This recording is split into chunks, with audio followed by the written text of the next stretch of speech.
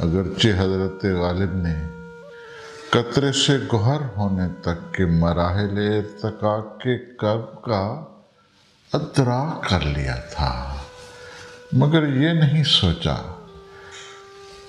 کہ قطرہ گوہر کی صورت میں تشکیل پا کر کس قدر بیش قیمت ہو جاتا ہے۔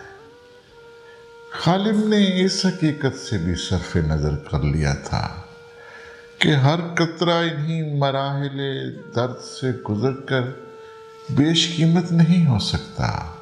دراصل یہ رب کائنات کا ایک معجز نما راز ہے۔ وہ جانتا ہے کہ کون سا قطرہ گوہر ہونے کے قابل ہے اور کون سا قطرہ آغوش صدف کی پرورش پا کر بھی غلاظت معاب کیڑا تو بن سکتا ہے، گوہر نہیں بن سکتا۔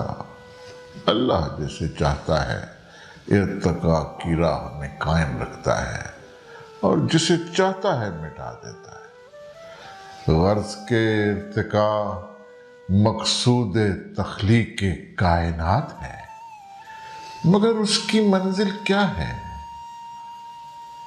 مادی ارتقاء کا دیوتا ڈارون بھی یہی کچھ کہہ سکا کہ نوی ارتقاء انسان پر آ کر رک گیا۔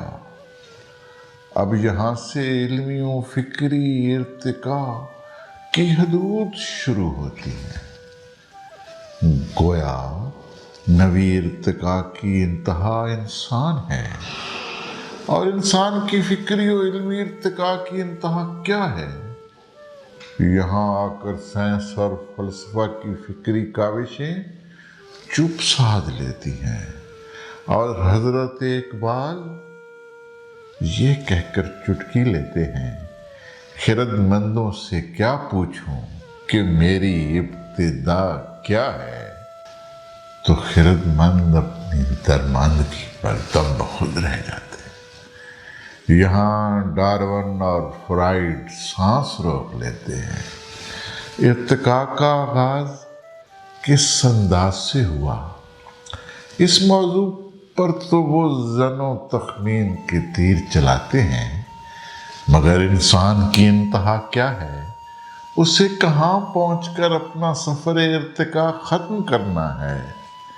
علم و دانش کا یہ طویل سفر کون سی منزل پر اختتام پذیر ہوگا؟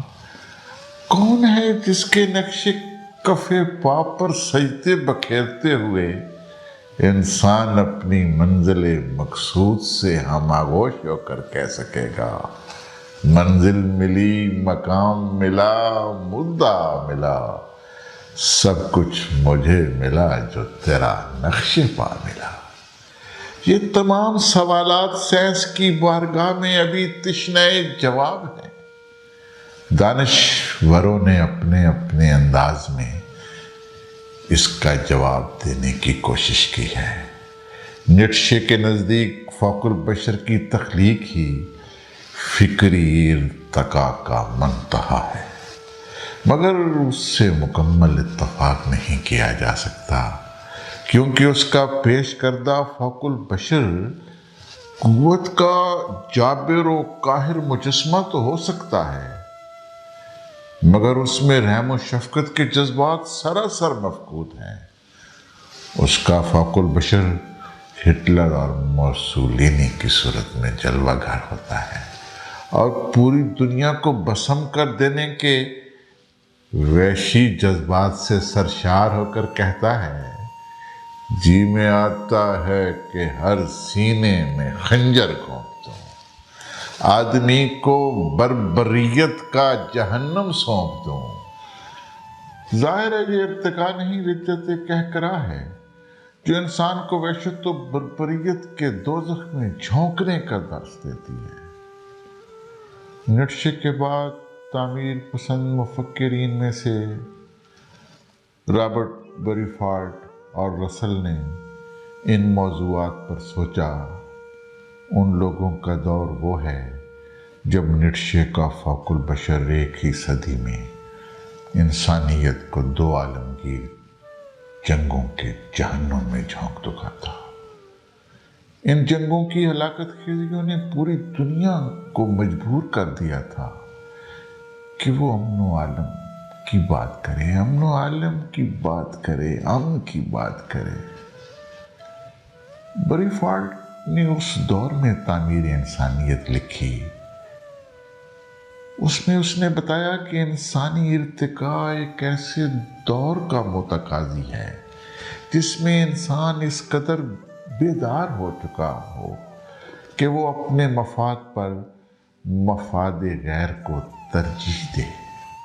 رسل نے بھی انہی نظریات کا پرچار کیا اور عالمی امن پر زور دیا، مگر یہ سوال اپنی جگہ برقرار رہا کہ ارتقاء یافتہ معاشرے میں امن کیسے آ سکتا ہے؟ گویا بے خدا تہذیب و حکمت کے علمبرداروں کے یہاں یہ سلگتا ہوا سوال ابھی تک محروم جواب ہے، اور انسانیت مجبور ہے کہ سوال کا جواب اسی سے مانگے جس نے تخلیق و ارتقاء کا یہ سلسلہ چھیڑا ہے۔ اس طرف نگاہ ڈالتے ہیں تو حقائق خود بخود بے نقاب ہوتے چلے جاتے ہیں۔ انسانیت کے ہر دور ارتقاء کی رہنمائی کے لیے اللہ تعالیٰ نے اپنی طرف سے انبیاء اور رسول کا سلسلہ زرعی جاری رکھا۔ حضرت آدم علیہ السلام سے لے کر حضرت عیسیٰ علیہ السلام تک اپنے اپنے دور کی رہنمائی کے لیے وقت کے مطابق کامل و اکمل رہنما تشریف لاتے رہے اور اپنے فرائض منصبی بطریق آسن سر انجام دیتے رہے، مگر ابھی تک کائنات کا ارتقاء ناتمام تھا، اس لیے کن فیکون کی صدائیں آتی رہی۔ اور جب انسانیت فکری لحاظ سے اپنے آخری اور تکمیلی دور کا آغاز کرنے لگی اور اس نے اپنی رہنمائی کے لیے تڑپ کر آسمان کی طرف دیکھا، تو آسمان والے نے اہل زمین کی ترسی ہوئی نگاہوں کو مایوس نہیں کیا، تو قیامت تک کے لیے حضور سرور عالم صلی اللہ علیہ وسلم کی ذات میں ایک ہادی برحق، ایک رہبر کامل و اکمل بھیج دیا جو صفات حسنہ کا مجموعہ دل نواز تھا۔ اس نے یوسف دم عیسیٰ ید بیضا داری، آنچ خوباں ہماں دارند کہ تو تنہا داری۔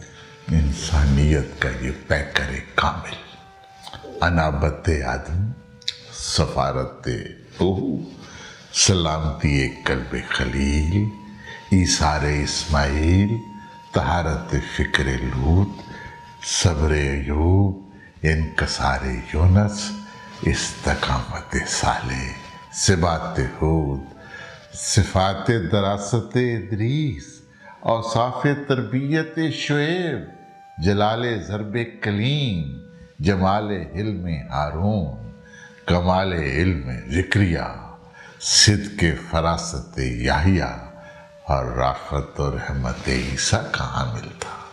اس کی ولادت باسعادت محض ایک انسان کی ولادت نہ تھی، بلکہ انسانیت کے ان تمام محاسن کے ارتقائی منتہا کی ولادت تھی جو خالق کائنات کا مقصود حقیقی تھی۔ اس کی ولادت کا دن خدا کی تمام صفات کاملہ کی نمود کا دن تھا جنہیں وہ اپنی مخلوق میں منعکس دیکھنا چاہتا تھا۔ یہ تخلق و اخلاق اللہ کے مظہر اتم کی جلوہ نمائی کا نور پاش سویرا تھا۔ اور سچ پوچھئے، یہ یوم میلاد انسانیت کے یوم نجات کی بشارت تھی، کیونکہ ربیع الاول کی عطربیز بہاروں کی ایک گلپوش سحر نے تبسم کی تباشیر بکھیر کر جن کی ولادت کا اعلان کیا تھا، اس کی تشریف آوری کا مقصد وحید بھی یہی بیان کیا کہ آپ کی بعثت کا مقصد یہ ہے کہ ان کے وہ بوجھ اتاریں جنہوں نے ان کی پیٹھیں دوہری کر رکھی ہیں، اور ان کے وہ اغلال و سلاسل کاٹ دیں جنہوں نے ان کی گردنیں بوجھل کر رکھی ہیں۔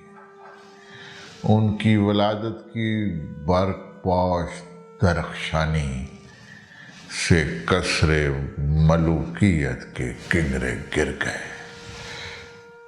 فریب پاپائیت کے فسون لرزہ برندام ہو گئے، اور طلسم کاری قارونیت کے پیکرانے سیمی بدن اخگر زیر پا اور آتش در پیرہن بن گئے۔ ادھر عالم قدس میں ملائکہ یہ کہتے ہوئے سر بسجود ہو گئے کہ اے تخلیق آدم پر ہمارے سوالات کے جواب میں صرف انی علم ما لا تعلمون کہہ کر ہمیں خاموش کر دینے والے قدوس ذوالجلال تیرے سلسلہ تخلیق و ارتقاء کی پرعظمت حکمت منکشف ہوئی ہے۔ مولا اعلیٰ سے خدا کی تمجید و تقدیس کے غلغلے بلند ہوئے۔ وَنَحْنُ نُسَبِّحُ بِحَمْدِكَ کہ ترانوں سے فضائے نور معمور ہو گئی، مگر خالق کائنات نے کہا میری تسبیح و تمجید تو ان گنت صدیوں سے ہو رہی ہے، آؤ آج مل کر اسی کے تذکارے جلیلہ سے کائنات سجائیں جس کی پیدائش سے خلق کی تقدیر جاگ اٹھی۔ کائنات درود و سلام کے نغمات سے گونجنے لگی۔ آسمان پیر نے چونک کر زمین کی طرف دیکھا اور اس کے مقدر کی معراج دیکھ کر مجسمہ رشک و حسرت بن گیا۔ زمین جس کی چھاتی پر صدیوں سے ابلیس کا وحشیانہ رقص ہو رہا تھا، سراپا ناز بن کر مسکرا اٹھی۔ یہ وقت ہے شگفتن گل ہائے ناز کا، حیات تو ازل سے اپنی نمود کے لیے بے قرار رہی تھی، اس نے کروڑوں رنگ کے رنگ و روپ میں جنم لیا تھا، مگر آج جس انداز میں زندگی ظہور پذیر ہوئی تھی اس کی مثال چشم فلک نے پہلے کبھی نہیں دیکھی تھی۔ یہ زندگی رحمت للعالمینی کی نمود بن کر جلوہ فروز عالم ہوئی تھی۔ خلق و تقدیر و ہدایت ابتداست، رحمت للعالمینی انتہاست۔ یہ زندگی ہزار پہلو تھی اور اس کے ہر پہلو میں قوس قزح کے جلوے بکھرے ہوئے تھے۔ یہ 63 سالہ مختصر زندگی پیکران آب و گل کی ہر طرح کی زندگیوں کے لیے نمونہ کامل اور اسوہ حسنہ کی جلوہ ترازیوں سے بھری تھی۔ یہ زندگی ایک جوئے رواں تھی جو مزاحمتوں اور رکاوٹوں سے بے نیاز مست خرامی سے بہتی چلی گئی، اور اس نے مرغزاروں، صحراؤں، بوستانوں اور شورستانوں میں یکساں طور پر سیرابی کی۔ یہ زندگی ہر طرح کی زندگی رکھنے والوں کے لیے رہنمائی کرنے والی زندگی ہے۔ خدا نے زندگی کے اس شاہکار پر ناز فرماتے ہوئے کہا ہے بے شک تمہارے لیے اللہ کے رسول کی پیروی ہی بہتر ہے۔ یہ پوری نسل انسانی کے لیے ایک مستقل دعوت ہے، ایک دائمی اور ابد آشنا پکار ہے کہ اگر کوئی یتیم ہے تو دیکھ لے کہ یتیم عبداللہ نے مکہ کی گلیوں میں اپنی یتیمی کیسے گزاری۔ کوئی نوجوان اگر ایک ایسے معاشرے میں گھر گیا ہے جہاں ہر طرف فحاشی اور یعنی کے دامے ہم رنگ زمین بچھے ہیں، تو اسے مکہ کی طرف آنکھ اٹھا کر دیکھنا چاہیے، جہاں اوکاز کا جشن طرب بپا ہے، شرابوں کے خم لٹائے جا رہے ہیں، شیطانیت اپنی تمام تر حشر سامانیوں کے ساتھ دعوت نظارہ دیتے ہوئے محو رقص ہے۔ ساکی بجلوہ دشمن ایمان واگہی، مطرب بنغمہ راہزن تمکین ہوش ہے۔ عیش کوشیوں کے دل فریب سامان پھکار پھکار کر کہہ رہے تھے، بے غمی پہلو میں ہو اور مال و زر قدموں کے پاس، میز پر عمدہ غذا ہو، جسم پر اعلیٰ لباس، جھومتے ہوں مستی غیرت میں بس رنگی حواس، یار ہو گلزار ہو گردش میں ہو مے کا گلاس۔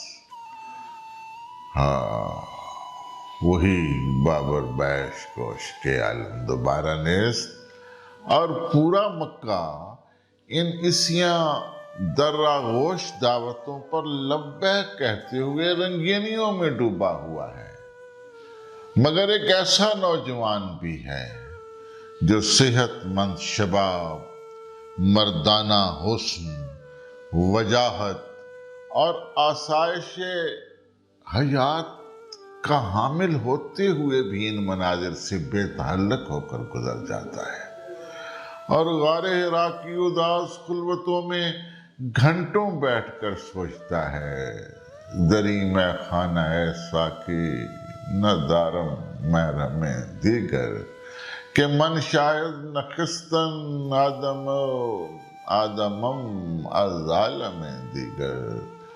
منازل حیات میں جوانی کی نوخیزیاں لغزشوں کا ایک غیر منقطع تسلسل بن جایا کرتی ہیں، مگر اس بے داغ شباب کا آفتاب نصف النہار تک پہنچ جاتا ہے۔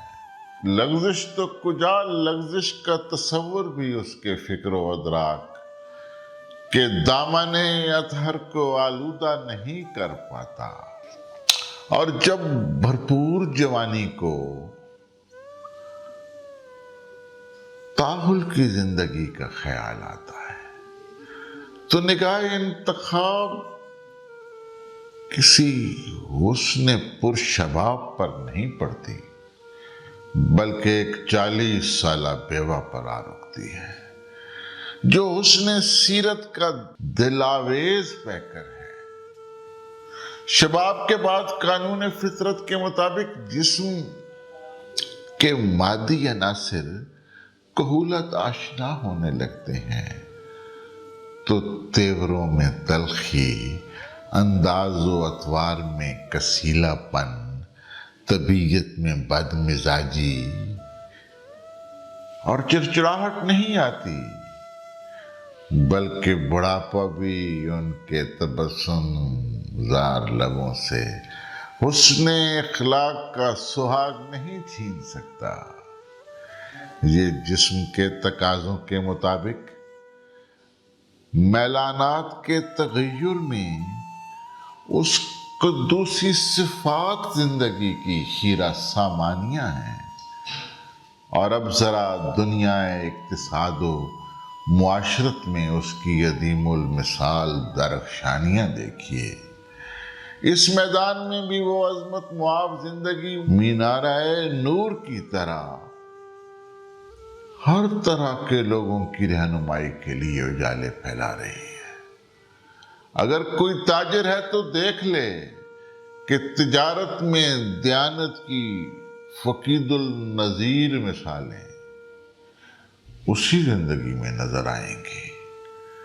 اشیاء تجارت میں ملاوٹ کا کالا کاروبار، ذخیرہ اندوزی اور ناجائز منافع خوری تو دور کی باتیں ہیں، کاروبار کے سلسلے میں ذرا سا تساہل بھی طبع صفا پر گراں ہے۔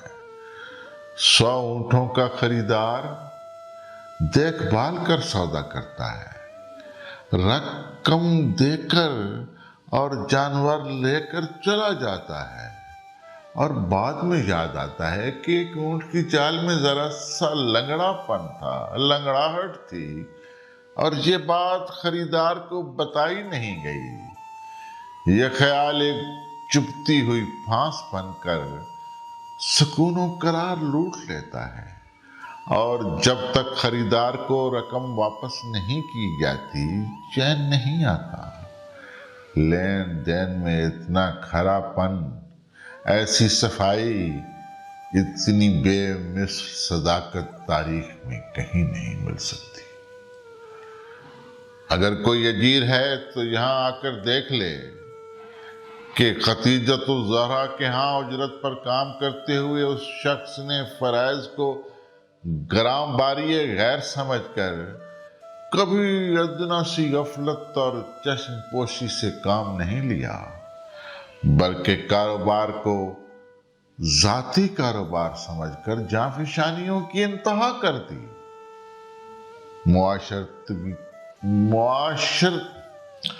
معاشرتی زندگی کا سب سے بڑا کمال یہ ہے کہ انسان اپنوں اور غیروں کی نگاہوں میں بلند مقام پر فائز ہو۔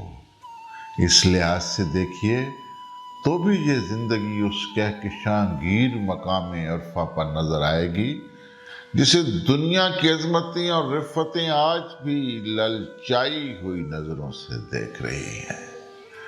تاریخ میں کون سا ایسا شخص گزرا ہے جس نے دشمنوں کو یہ چیلنج کیا ہو کہ میری زندگی میں کذب و دروغ، فریب و ریا، فحاشی و ریانی غرض کے کسی بھی گناہ کا کوئی ادنا سا داغ بھی ہے تو دکھاؤ۔ پھر یہ زندگی 2-4 سال کی نہیں، پورے 40 برس پر محیط ہے، اور جان لیوا عزائم رکھنے والے دشمن بھی اس اعتراف پر مجبور ہیں کہ بلا شبہ تیرا دامن حیات بالکل بے داغ ہے، ہم نے اس پر غلط کاری کی کوئی چھینٹ نہیں دیکھی، ہم نے اس پر غلط کاری کی کوئی چھینٹ نہیں دیکھی۔ اتنی پرعظمت شہادت اس آسمان کے نیچے انبیاء کے سوا کہیں بھی کسی شخص کے متعلق نہیں دی گئی۔ عداوت کی نگاہیں تو اتنی تعصب آلودہ ہوتی ہیں کہ انہیں سورج بھی سیاہ گولا نظر آتا ہے، مگر شدت عداوت بھی اس کی سیرت میں کہیں گناہ تو کجا گناہ کا شائبہ بھی نہیں دیکھ سکی۔ پھر یہ ہے کہ قیادت کے علمبردار ملمع شدہ زندگی بسر کرتے ہیں، وہ اپنے چہرے پر سنہری خول چڑھائے رکھتے ہیں، مگر یہ خول قریبی دوستوں کو اور اپنے گھر والوں کو دھوکہ نہیں دے سکتے۔ ان پر ان کی زندگی کا ہر رنگ بے حجاب ہوتا ہے۔ ہمارے ارد گرد ایسے خول چڑھائے پھرنے والے 20 چہرے ہیں جو سٹیج پر تقدس مواب نظر آتے ہیں، مگر ان کی نجی محفلوں کے پردے اٹھا کر دیکھیے، ان میں جھانکیے تو گھن آنے لگتی ہے۔ اپنے لنگوٹیا یاروں میں بیٹھ کر وہ لوگ دنیا بھر کی فحاشی و بے حیائی کے پیکر دکھائی دیتے ہیں۔ ایسی دوغلی زندگیاں بسر کرنے والے ظاہر و باطن کے ہولناک تضاد کا شکار یہ لوگ کہاں نہیں ملتے۔ وہ عرب کے امراء القیس کے دور میں بھی تھے، جب اس نے کہا تھا میری آنکھ نے اسے خالص سونے کا ڈھلا ہوا پیکر خیال کیا، مگر جب سونے کا پتھر اترا تو وہ غلاظت آلودہ پتھر تھا۔ حافظ شیرازی کی باریک بین نگاہوں سے بھی ایسے لوگ پوشیدہ نہیں رہے۔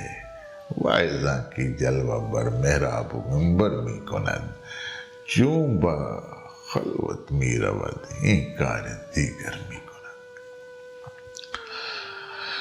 جلوت و خلوت میں اختلاف رکھنے والوں سے غالب کا بھی میل ہوا۔ کہاں میں خانے کا دروازہ غالب اور کہاں واعظ، پر اتنا جانتے ہیں کل وہ جاتا تھا کہ ہم نکلے۔ حضرت داغ سے بھی ان کی الیک سلیک ہوئی۔ فرماتے ہیں جناب شیخ ہیں، آداب عرض کرتے ہیں، اندھیری رات میں چھپ کر کہاں چلے استاد؟ غرض کے یہ مصنوعی تقدس کے حامل چہرے اپنی کماش کے دوستوں سے اپنا باطن نہیں چھپا سکتے، مگر کتنا عظیم تھا وہ شخص محترم جس کے لب اعلان صدق کے لیے واہ ہوئے تو اس کا اپنا لنگوٹیا یار صدیق مرگدوں میں سب سے پہلے پکار اٹھا۔ میں نے تصدیق کی اور ایمان لایا۔ بچپن، لڑکپن اور جوانی کا ساتھی تو پوری زندگی کو بے نقاب دیکھ رہا تھا۔ آخر اس سے کون سی بات پوشیدہ رکھی جا سکتی تھی؟ اور اگر اس سے کوئی گوشہ مستور بھی رہا تو اس کے چھوٹے چچیرے بھائی سے وہ گوشہ کہاں مخفی رہ سکتا تھا جس کے گھر میں اس شخص نے لڑکپن کو جوانی اور پھر شباب میں بدلا۔ مگر وہ لڑکا علی بھی صدیق کا ہم آہنگ ہو کر تصدیق کرتا ہے۔ چند گوشے ممکن ہے دوست اور بھائی سے بھی اوجھل رہ گئے ہوں، مگر انہیں جلوت و خلوت میں شریک بیوی سے کیسے چھپایا جا سکتا ہے؟ بیوی کے سامنے تو انسان کی پوری زندگی عریاں ہوتی ہے، مگر اس کے دعوے کی اولین مصدق خود اس کی بیوی بنتی ہے۔ پھر یہ بھی دیکھیے کہ تصدیق کس چیز کی ہو رہی ہے۔ یہ قیادت اور سیادت کا جھگڑا نہیں، لیڈرشپ کے حصول کا قصہ نہیں، بلکہ ایمان و عقیدہ کی تبدیلی کی بات ہے۔ اپنے آبائی مذہب کو ٹھکرا دینے کا جاں کہاں مرحلہ ہے، اور تصدیق ان بتوں کی تکذیب ہے جو صدیوں سے آباء و اجداد کی قبروں پر نصب ہیں اور نسلوں سے اپنی پرستش کا خراج وصول کرتے آ رہے ہیں۔ یہ مرحلہ زندگی کا سب سے کٹھن مرحلہ ہوا کرتا ہے۔ کس طرح کوئی کہنہ روایات چھوڑ دے، ماں کا مزاج باپ کی عادات چھوڑ دے، گھٹی میں ہیں جو حل وہ خیالات چھوڑ دے، ایمان جو بن چکی ہے وہی بات چھوڑ دے، کس چیز سے کوئی رشتہ اوہام چھوڑ دے، ورثے میں جو ملے ہیں وہ اصنام توڑ دے، مگر سلیم روحیں تسلیم کر لیتی ہیں کہ جس شخص نے عمر بھر جھوٹ نہیں بولا وہ اس خاص معاملے میں کیسے کذب و دروغ کا مرتکب ہو سکتا ہے؟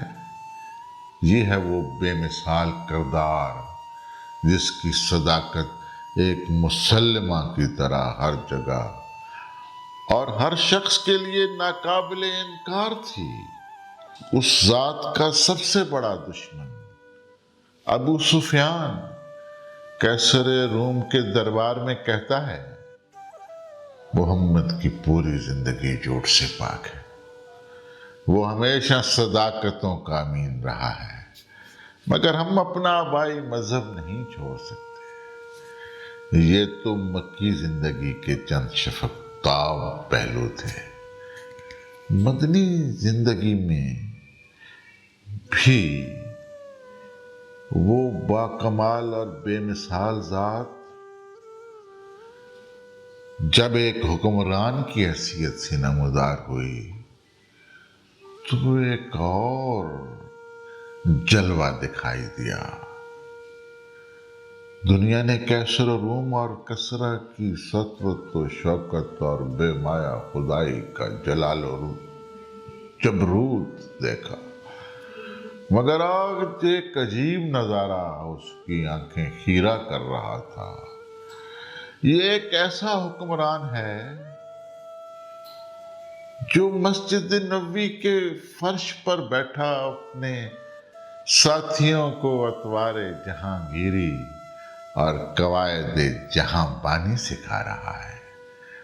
دوسرے ملکوں سے وفود آتے ہیں تو انہیں پہچان نہیں ہو پاتی۔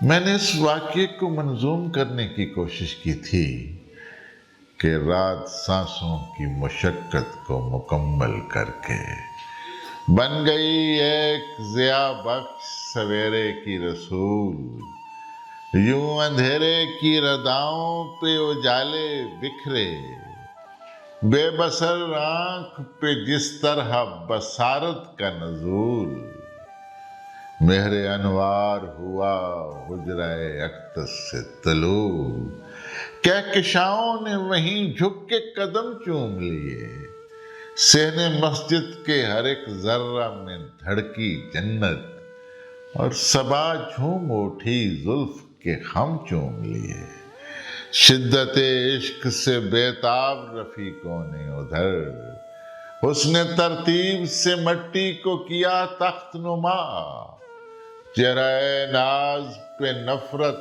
کا تاثر ابھرا، اور احباب سے پوچھا یہ بھلا چیز ہے کیا، کپ کپاتے ہوئے ہونٹوں سے الجھ کر نکلی حدت کرب سے اصحاب کی مغموم صدا، روز آتے ہیں یہاں کیسر و کسریٰ کے وفود، آپ سلطان جو ہیں سارے عرب کے آقا، فخر ہی فخر سے ہی آپ کا بے شک، لیکن وقت خلجان میں پڑ جاتے ہیں اکثر مولا، ہم نے سوچا ہے کوئی فرق مراتب بھی تو ہو، کچھ تو پہچان بھی ہو، کون ہے برتر اعلیٰ، اپنی ٹھوکر سے گراتے ہوئے وہ فرش بلند، اس غریبوں کے پیغمبر نے یہی فرمایا، تم مساوات کو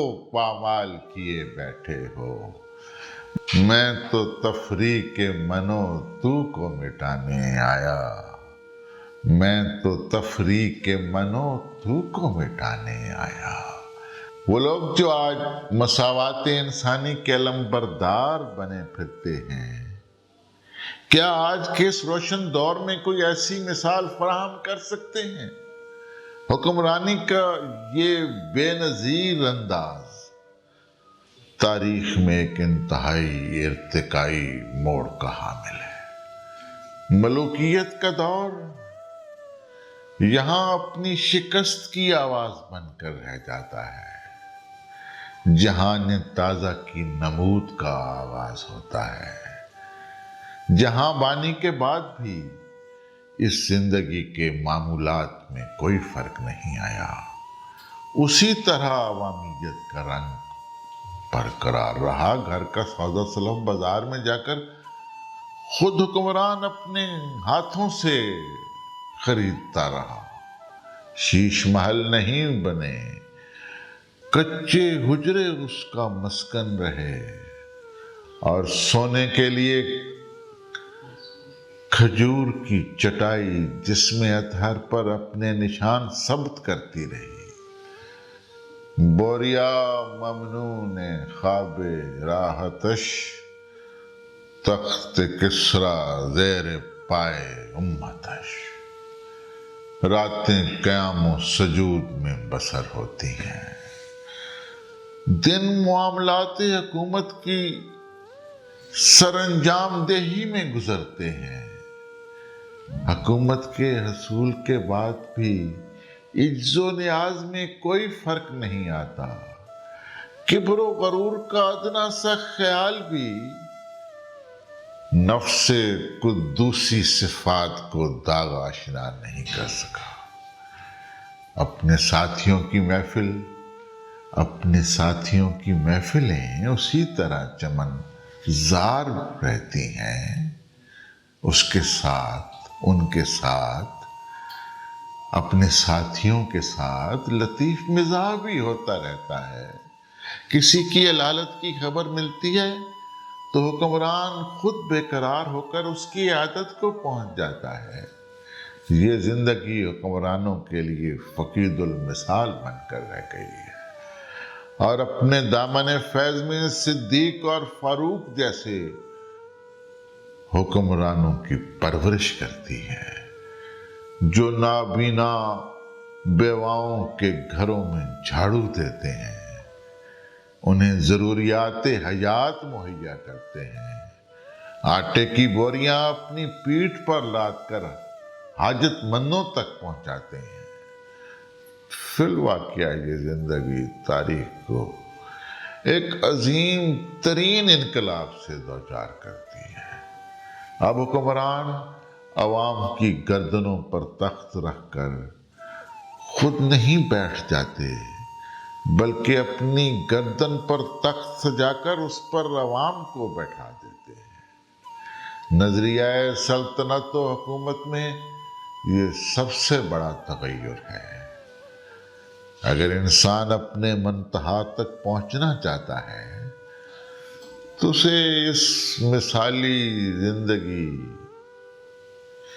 جیسی مثال کہیں نہیں مل سکتی۔ کیا تاریخ نے یہ پرعظمت آواز کہیں سنی ہے کہ حکمران اپنی رعایا سے مخاطب ہو کر کہہ رہا ہے، میں مسلمانوں سے ان کے افراد کی نسبت زیادہ قریب ہوں، سنو، ان میں سے جو مقروض وفات پا جائے تو ان کے قرض کی ادائیگی بھی میرے ذمہ ہوگی۔ جس شخص کو اللہ مسلمانوں کے بعض امور پر نگران بنائے اور وہ لوگوں کی ضروریات اور حاجات کی طرف سے لاپرواہی برتے تو اللہ اس کی ضروریات اور اس کی حاجات سے بے نیاز ہو جاتا ہے۔ جو امام ضرورت مندوں، محتاجوں اور مسکینوں پر اپنے دروازے بند کر لیتا ہے، اس کی ضروریات اور حاجات کے دروازے آسمان بند کر دیتا ہے۔ حکمران کو اس انداز سے اپنی ذمہ داریوں کا احساس کبھی نہیں دلایا گیا تھا۔ یہ عظیم الشان نظریہ، یہ حکومت کا عظیم الشان نظریہ عمر فاروق جیسے خلفاء کو جنم دیتا ہے۔ اس انسان اکمل و کامل کی زندگی صرف یہیں تک محدود نہیں، وہ ایک جرنیل اور سپہ سالار کی حیثیت سے بھی بے نظیر صلاحیتوں کی حامل ہے۔ جنگ احد میں درے پر سپاہیوں کو متعین کرنا جنگی تدبر تھا، اور جب غلطی سے اس حکم کی خلاف ورزی کی گئی اور فتح شکست میں تبدیل ہوتی ہوئی نظر آئی، مسلمانوں کی فوج بھاگ کھڑی ہوئی تو جرأت مند سپہ سالار نے اپنے مٹھی بھر ساتھیوں کے ساتھ پورے ثبات و استقلال سے دشمنوں کا مقابلہ کیا، میدان جنگ میں ڈٹا رہا۔ جنگ کے متعلق اس وقت بھی یہی کہا جاتا تھا، آج بھی اسی قول کو مسلم سمجھا جاتا ہے کہ جنگ اور محبت میں سب کچھ جائز ہے۔ مگر اس سپہ سالار نے پہلی بار اپنے پیروکاروں کو یہ حکم سنایا کہ کسی قوم کی دشمنی تمہیں اس بات پر آمادہ نہ کرے کہ تم عدل کا دامن چھوڑ دو۔ عدل کرو کیونکہ یہی تقوی کے قریب ہے۔ یہ اس کی زبان عدل ترجمان تھی جو کہہ رہی تھی کہ غیر متحارب آبادی پر ہاتھ نہ اٹھاؤ، جو نہیں لڑ رہے ان کے ساتھ مت لڑو، بچوں، عورتوں اور بوڑھوں کو کچھ نہ کہو۔ یہ نظریہ بھی تاریخ ساز ہے۔ جنگ میں اس سے پہلے یہ نظریہ موجود نہیں تھا، اور پھر اس کے ساتھ معاہدات کا احترام اتنا فقید المثال کہ صلح حدیبیہ میں ابھی معاہدہ تیاری کے مراحل میں تھا، مگر یہ شک لکھی جا چکی تھی کہ مکہ سے اگر کوئی شخص مسلمان ہو کر مسلمانوں کے پاس آ جائے گا تو مسلمان اسے مکہ والوں کو واپس کر دیں گے، لیکن اگر کوئی مسلمان کافر ہو کر مکہ آ گیا تو مکے والے اسے واپس نہیں کریں گے۔ اسی وقت تو مسلمان مکہ سے بھاگ کر مسلمانوں کے پاس آتے ہیں، ان کی درد مندانہ اپیل سننے کے باوجود بھی انہیں واپس کر دیا جاتا ہے۔ اس طرح ہر قدم پر تاریخ کو انقلاب آفرین نظریات ملتے ہیں۔ یہ پہلی حکومت ہے جس نے دنیا کو آزادی رائے کے مقام بلند سے روشناس کرایا۔ حضرت زید حضرت خدیجہ کا غلام بیٹا تھا۔ شادی کے بعد وہ انہیں حضرت محمد صلی اللہ علیہ وسلم آقائے انسانیت کی غلامی میں دے دیتی ہیں۔ آپ اسے نہ صرف آزاد کر دیتے ہیں بلکہ اپنا منہ بولا بیٹا بنا لیتے ہیں۔ اور عنایات و نوازشات کا باغ یہیں بند نہیں ہوتا بلکہ اس پر کرم گزری کی انتہا کرتے ہوئے اپنی پھوپھی زاد بہن زینب سے اس کا نکاح کر دیتے ہیں۔ جن دماغوں میں جاہلیت باقی تھی وہ کہہ اٹھے کہ یہ شادی کامیاب نہیں ہو سکتی۔ منافقین تو اس بات کو ایک سلوگن بنا لیتے ہیں کہ غضب ہو گیا، ہاشمی خاندان کی ایک معزز خاتون کی شادی ایک غلام سے ہو گئی۔ اتفاق سے شادی ناکام ہو جاتی ہے اور حضرت زید طلاق دینے کا فیصلہ کر لیتے ہیں۔ حضور صلی اللہ علیہ وآلہ وسلم خود زید کے پاس جا کر کہتے ہیں کہ خدا سے ڈر، اپنی بیوی کو طلاق نہ دے۔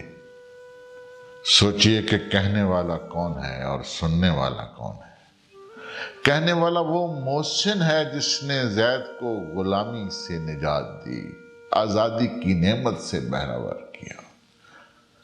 کہنے والا وہ ہے جس نے سننے والے کو منہ بولا بیٹا بنایا اور اس طرح اسے اس کے باپ کی حیثیت حاصل ہو گئی۔ کہنے والا وہ ہے جس پر ایمان لا کر سننے والا مسلمانوں کی صف میں شامل ہوا اور جس کی محبت و اطاعت ہی اصل ایمان ہے۔ پھر کہنے والا ایک عظیم ترین سلطنت کا فرما روا بھی ہے اور سننے والا اس کی رعایا کا ایک ادنا فرد۔ کہنے والا صرف یہ کہہ رہا ہے کہ زید میری بہن کو طلاق نہ دے۔ ادھر حریت فکر اور آزادی رائے کی انتہا یہ ہے کہ سننے والا پوچھتا ہے حضور یہ آپ کی ذاتی رائے ہے یا اللہ کا فرمان ہے؟ آپ نے کہا نہیں، اللہ کا حکم نہیں، یہ میری ذاتی رائے ہے۔ تو زید کہتا ہے حضور اگر یہ آپ کی ذاتی رائے ہے تو میں اپنے خان کے معاملات خود بہتر سمجھتا ہوں، اور پھر طلاق دے دیتا ہے۔ اگر آج کسی محسن کی رائے سے اس طرح اختلاف کیا جائے تو محسن کشی اور نمک حرامی کے طعنوں سے زندگی اجیرن کر دی جاتی ہے۔ اگر کوئی بیٹا باپ سے یوں اختلاف کرے تو اسے ناخلف، پسر نوح اور نہ جانے کیا کیا کہا جاتا ہے۔ اگر کسی مذہبی رہنما سے اس کا کوئی عقیدت مند اختلاف کر لے تو وہ اسے ملعون مردود قرار دے کر جہنمی ہونے کی وعیدیں سناتا ہے۔ اگر کسی حکمران کے ساتھ اس کی رعایا کا کوئی فرد ایسا معاملہ کرے تو اگلی دنیا کا انتظار بھی نہ کرے اور یہیں اسے کوہلو میں پیس کر جہنم رسید کر دیا جائے۔ مگر آزادی رائے کا یہ اجنبی منظر صرف وہیں دیکھنے کو ملتا ہے کہ اس شخص پر مزید اکرامات کیے جاتے ہیں، اور خدا کو یہ واقعہ اس قدر پسند آتا ہے کہ وہ قرآن حکیم میں محفوظ کر کے ہمیشہ کے لیے انسان کے بنیادی حق یعنی آزادی رائے کی مہر تصدیق ثبت کر دیتا ہے۔ دنیا معیشت و اقتصاد میں بھی اس ذات جلالت مآب کے نظریات بے انتہا ارتقا یافتہ ہیں۔ جاگیرداری کے اس دور استبداد میں پہلی مرتبہ یہ مقدس پکار بلند ہوتی ہے کہ زمین اللہ کی ہے اور بندے بھی اللہ کے ہیں، اس لیے اللہ کی زمین اللہ کے بندوں کے لیے رہنا چاہیے۔ لیسا اللہ ما سوا کا انقلاب خیز نعرہ اسی مقدس کے لبوں سے بلند ہوتا ہے اور ایک کو دوسرے کی محنت کا استحصال کرنے سے روک دیتا ہے۔ حضرت رافع بن خدیج نے کچھ زمین کاشت کی، وہ اس کی آبیاری کر رہے تھے۔ حضور صلی اللہ علیہ وآلہ وسلم کا وہاں سے گزر ہوا، پوچھا یہ کھیتی کس کی ہے؟ تو رافع نے کہا یہ کھیتی میرے بیج اور میری قوت کا نتیجہ ہے، مگر زمین فلاں کی ہے، اس کا ایک حصہ میرا ہوگا اور ایک حصہ اس کا جس کی یہ زمین ہے۔ تو آپ نے فرمایا تم دونوں سودی کاروبار کر رہے ہو، لہذا زمین اس صاحب کو واپس کر دو اور اس سے اپنا خرچہ وصول کر لو۔ رسول خدا سے سوال کیا گیا کہ زمین کا مالک کاشتکار سے تھوڑا بہت اناج بھی نہیں لے سکتا؟ فرمایا نہیں۔ سوال کیا گیا غلہ نہ صحیح بھوسا تو لے سکتا ہے؟ فرمایا نہیں، زمین اللہ کی ہے اور ہر ضرورت مند کے لیے برابر ہے، اس میں جو محنت کرتا ہے وہی اسی کے پھل کا مستحق ہے۔ اس طرح جاگیرداری اور زمینداری کو ایک لعنت قرار دیتے ہوئے اس سے ہمیشہ کے لیے نجات حاصل کر لی گئی۔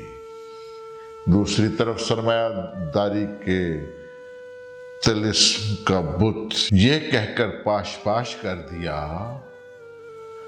کہ جو کچھ تمہاری ضرورت سے زائد ہے وہ دے دو ان کو جن کا حق ہے، سب اللہ کی راہ میں خرچ کر دو۔ اپنے عمل سے پوری طرح صراحت کی، ضروریات کا تعین کیا۔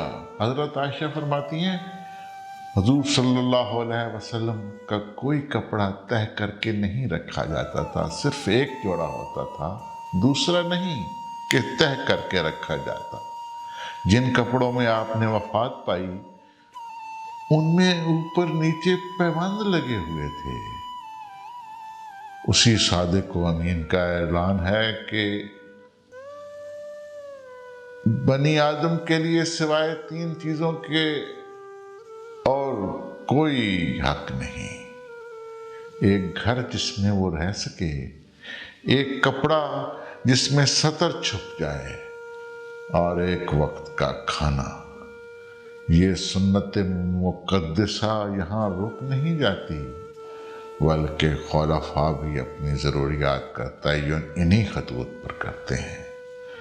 جناب فاروق کے زمانے میں اسلامی مملکت کی وسعتیں بہت آگے نکل جاتی ہیں اور مال و دولت کی فراوانیاں حیرت انگیز حد تک بڑھ جاتی ہیں، مگر جب آپ سے آپ کی ضروریات کے متعلق پوچھا جاتا ہے تو آپ کہتے ہیں کپڑوں کے 2 جوڑے، ایک سردی کا اور ایک گرمی کا، حج اور عمرہ کے لیے احرام، میرے اور میرے اہل و عیال کے لیے فی کس اتنا کھانا جتنا عام آدمی کی خوراک ہے، نہ اس سے زیادہ نہ اس سے کم۔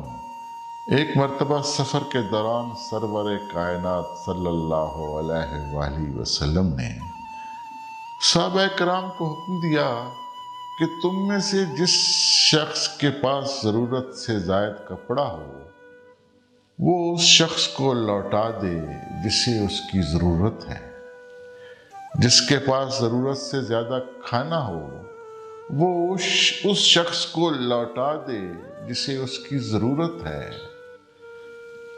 حضرت ابو سعید فرماتے ہیں ضرورت سے زائد چیز پر ہمارا کوئی حق نہیں۔ اس طرح سرمایہ پرست ذہنوں کی سیاہ کاریوں کا ہمیشہ کے لیے خاتمہ کر دیا۔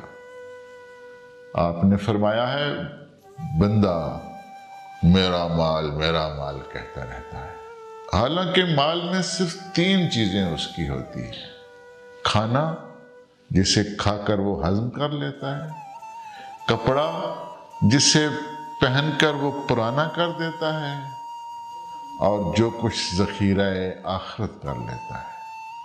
کیا کبھی زمین کی پیٹھ پر کوئی ایسا شہنشاہ گزرا ہے جسے مال سے اس قدر نفرت ہو کہ زندگی کو موت پر سرفراز فرماتے ہوئے کہے کہ اے خدا تو گواہ رہے کہ جب محمد تجھ سے ملنے آیا تو اس کے گھر میں درہم و دینار نہیں تھے،